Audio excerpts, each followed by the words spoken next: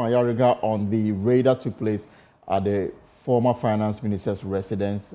According to him on the floor of Parliament, the National Security Coordinator says what happened was regrettable and should not have happened. He says it is true that the private residence of Ofori-Atta was entered into by a team of police officers, military, and national security operatives. And according to Mahama Yarga, the majority leader, the National Security Coordinator has told him that what happened was regrettable and should not have happened. He also confirmed that Richard Dakpa is now a national security operative. Now, let's get some reactions to what you've been listening and watching this afternoon here on the Pulse. And first was the national organizer of the MPP, Henry Nanabuachi, and then the deputy minority leader, Patricia Piaget, also making virtually the same point, but zeroing in on members of parliament on the MPP side that, according to her, are under attack. Now, the man whose name came up prominently at that news conference is in the studio with me. Mustafa Bande is a deputy general secretary of the NDC and also currently the deputy operations director at the presidency of the Jubilee. So, Mustafa, why would you want to eliminate members of the minority?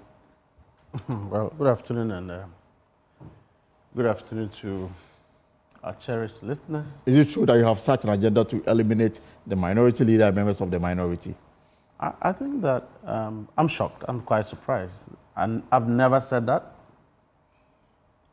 And I've never conceived any intention to take human blood for the purposes of political expedience. It's not my way, it's not my style. But hey, I mean, I believe that whosoever calls for equity must come with clean hands. So the comments they attributed to you. What I said.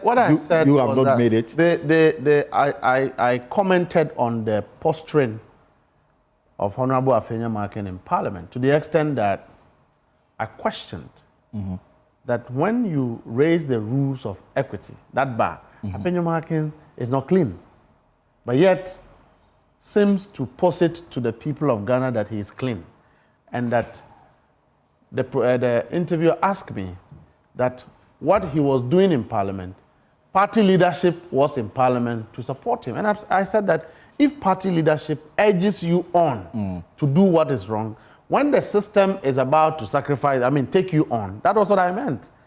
The party leadership who are clean will stay off, and you, the individual who is not clean, will be singled out.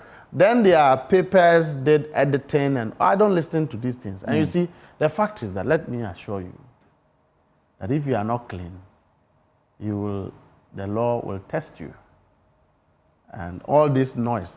When they were doing the press conference, behind the deputy minority leader of Parliament is another fugitive, the man who bribed election officers in Ejuso, you remember? MP for Kwadaso, who openly was seen bribing electoral officers in the Ejuso by-election, was standing behind him. A matter that is still so if you go and parade, a matter that is still being investigated. So again, that's what I'm saying. So can we establish the point that you don't have an agenda to eliminate the minority? For what? No. For what? But I disagree with Afenya-Markin's posturing. I disagree with his hypocrisy. I disagree with extreme arrogance seeking to lead a minority group. Because the business and culture of Parliament, we are students of politics, is not one which Afenya-Markin is advancing. When you pretend to tell your party people that you are fighting in their interest, then behind the scenes, you are chasing contracts and chasing your contract invoices. Is that what is happening? That is what I spoke to. Okay. Yes. So I'm saying that let for once MPP leadership be genuine to their members. Because when you come and stand in Parliament, pretend as if you are clean and you are shouting on top of your voice, then as soon as you go behind the cameras, you are in government trying to get your contract bills paid, trying to take contracts, seeking for protocols and all of that. Should we not talk about it? Few issues that we are going to spend some time to talk about. The invasion. And I just want to find out, apart from the fact that you are a Deputy General Secretary of the NDC, you are also now Deputy Director of Operations at the Presidency of the Jubilee House.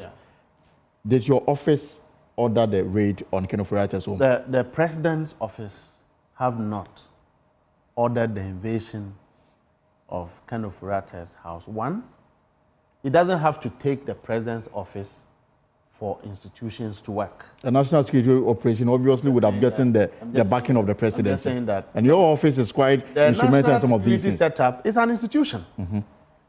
Look, if you are at the wrong side of the law, particularly when you are at war with the state, as you know, and let me state that President Akufo-Addo himself declared Ken Ofori-Atta a fugitive even before the special prosecutor and national security. When was this? Oh, I mean, look, the MPP people want us to go into their kitchen. No, you said President Akufo-Addo declared him a fugitive. I want to understand when was this President and why. Akufo-Addo left his seat as president, one of his worst enemies was Ken Ofori-Atta.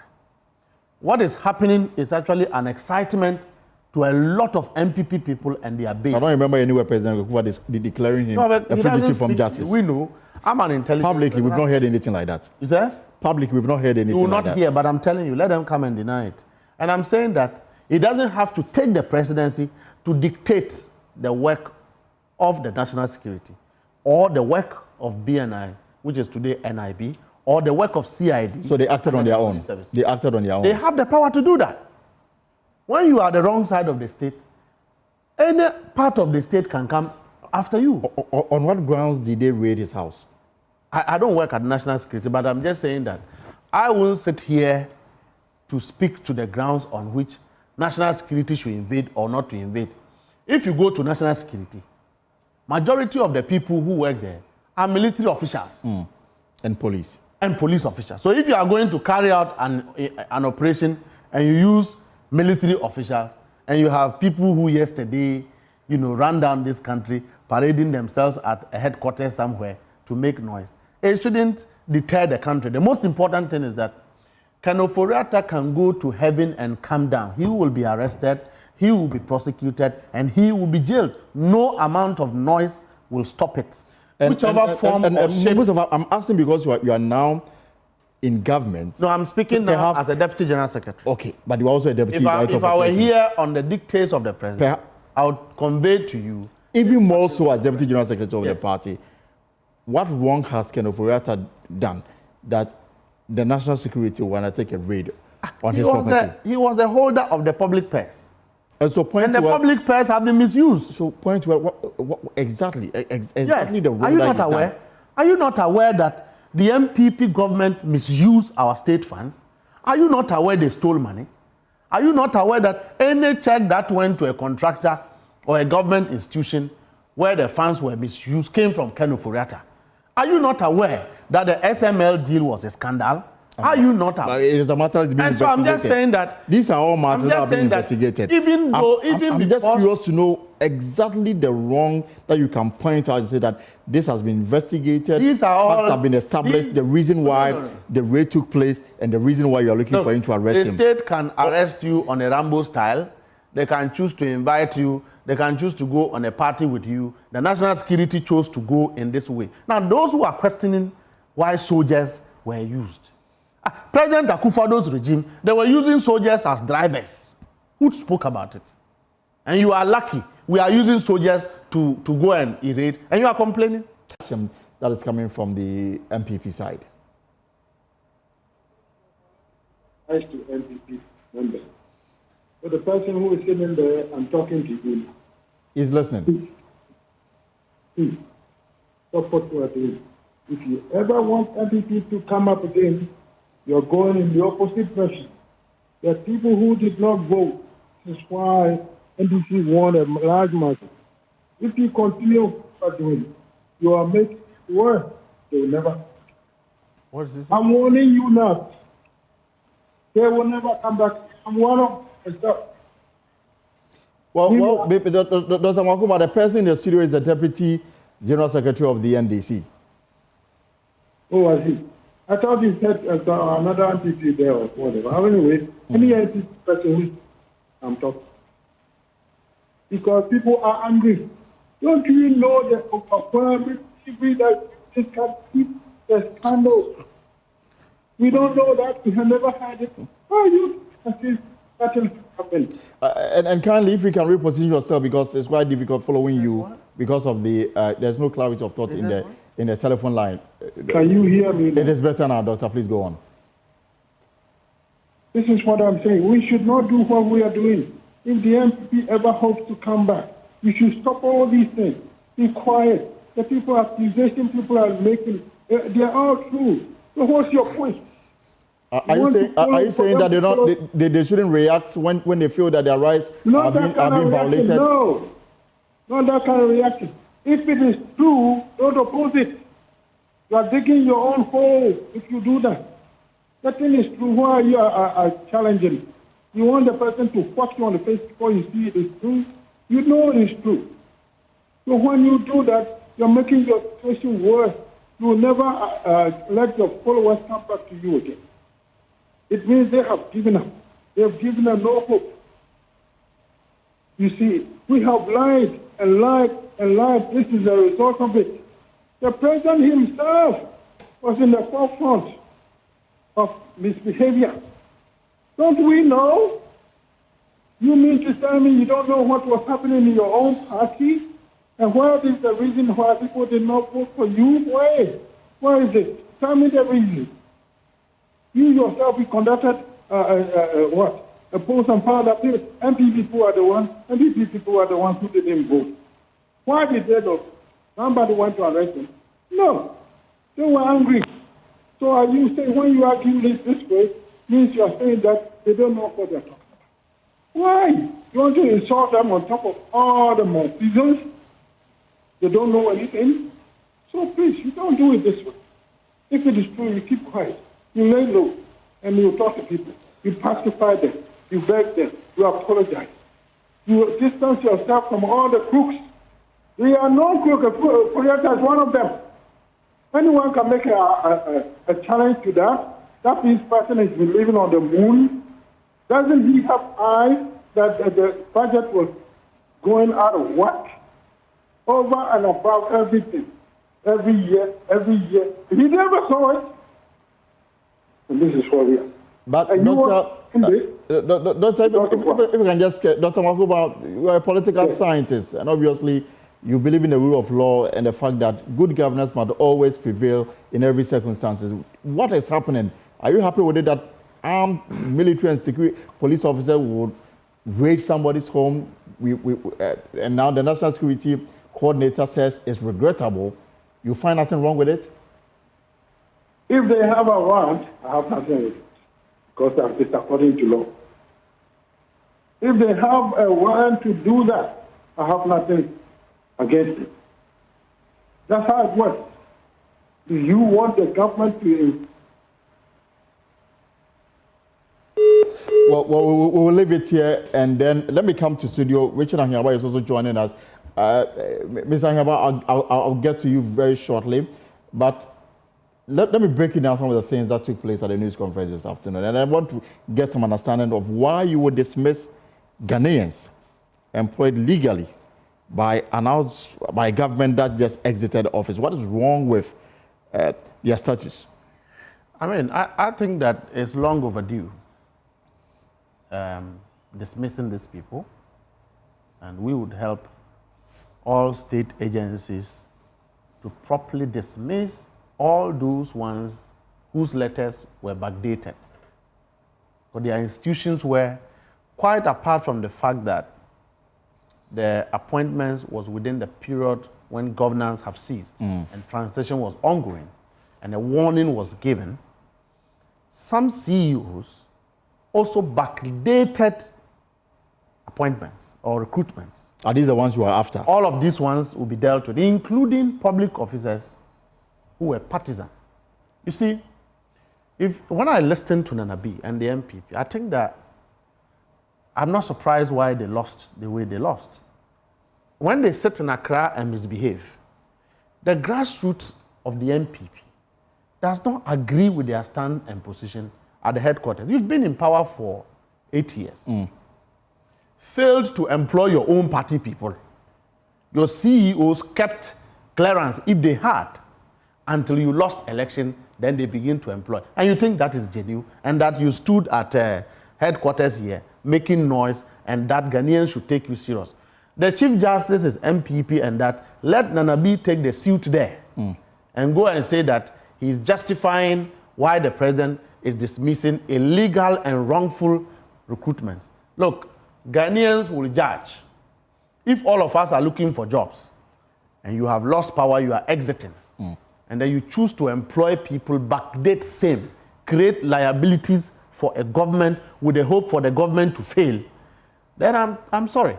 I am very happy, and I think that even the MPP people are very happy. Look, Robbie, most of the information we have today were not supplied by NDC people. MPP people, the grassroots, and they are bringing more. I just left office some hours ago. The number of MPP people, grassroots people who troop to our offices to give us information about scandalous behaviors of their, senior officials who were in government. It's threatening. But these individuals, yes, they are Ghanaians.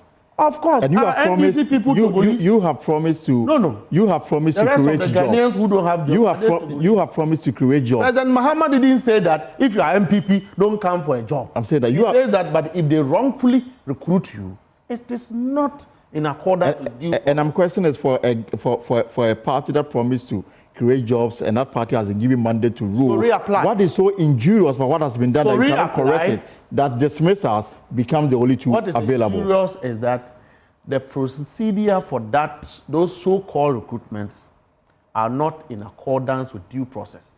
And that if due process could have been employed, what is due process? Then we should have employed every Ghanaian. The due process is that you must get a financial clearance from government looking at the expenditure table to recruit. And when you do so, you must open up for Ghanaians, whether MPP, NDC, to apply. And that you must shortlist. It must go through human resource procedures. And if you don't follow these procedures, it should not have been deemed to be an exercise that one should affirm or ratify. It's wrong. What is wrong is wrong. Okay? Look, I spoke about immigration. The immigration director sitting there. Your government loses power. Transition commences. They are taking people to various installations for training, backdating their letters. You are issuing promotions. And when your own officers have complained, you go to a Deba and insult them. Such an impunity. And you think that the government should keep quiet. And I've stated on many other entities, including where February was. Where was it? Petroleum Commission. Petroleum Commission. When we were doing transition, Egbert organized about 5 board meetings in a row, appointed directors, conducted reshuffle, Grico, same, Goel, same. And you think we should keep quiet? Let all Ghanaians come and apply. Whether you are, look, we are going to take care of the MPP people because their own party subjected them to pain. So we have a burden to make Ghanaians happy, including the MPP grassroots. So when you see their executives who have just ate and overfed themselves, sitting in Accra and suddenly parading to be PR agents to try and harbor state criminals and people the state is coming after because they have done wrongs, I get disappointed. Let me bring in briefly. Mr. Wechana, you've been listening to the Deputy General Secretary of the NDC, Mustafa Gbande, but your party held a news conference some few minutes ago, very emphatic, very straightforward. They are unhappy with a lot of things that have taken place in the country, especially in the last 24 hours. First, your reaction to the justification being provided by the NDC for the reason to dismiss some Ghanaians, if you like, that were employed under your regime. Thank you, Robbie, and good afternoon to your viewers and listeners. And good afternoon to my good brother, Mustafa Gbande. Congratulations to him on his appointment. He's no longer the Deputy General Secretary. He's Deputy Director. I am. That's why I'm here. I think he should resign one of it. I want him to focus on that job. He should resign. But Robbie, God will not forgive the NDC if they dismiss these Ghanaians who have done nothing but to offer themselves to serve. God will not forgive the NDC. And I'm telling them if they choose to take that advice, it will help them. But I hope they don't. And if they go ahead, the consequence will be very clear. You see, the NDC, we're talking about employment and after December 7th. This is a very dangerous thing that we're talking about, that you have a mandate. Okay, Article 66(1) talks about a mandate that runs the course, that the new president does not take office up until the 7th when he's sworn in. Right. So Akufo-Addo effectively is the president of this republic at the time those appointments were made. John Dramani Mahama, His Excellency, will be president to run the full course until January 7, 2029. Any decision he takes after any election, whether his party wins or not, will be upheld. The NDC in 2016 made appointments far into December, 19th December. They appointed 3 heads of institutions, NCC, SHRAJ, and the Auditor General were appointed. We upheld those appointments. The NDC on 20th December 2016 increased National Service allowance about 200 Ghana cedis. That liability, my brother talks about liability. That's liability they are putting on the incoming government. We took them, we upheld them, because it is a legitimate government of this state that made the decisions, so we must abide by them. Right. So whatever the NDC is thinking about, one, there will be some legal consequence for it, but nothing should deceive them to think that for them, they have won some election. Before this election, which they claim they have won decidedly, there was 2016 before now.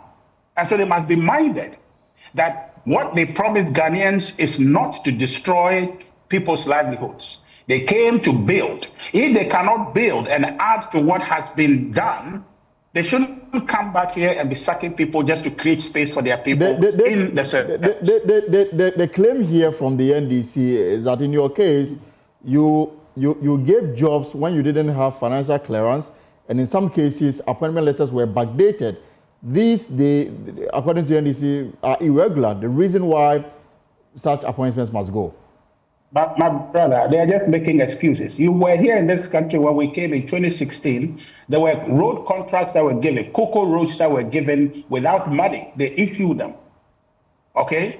Government, DOT stuff, it works this way. They must find a solution for it. The government that made those decisions is a legitimate government elected by the people of this country. The path they are treading on is a dangerous one that threatens the democracy we're operating.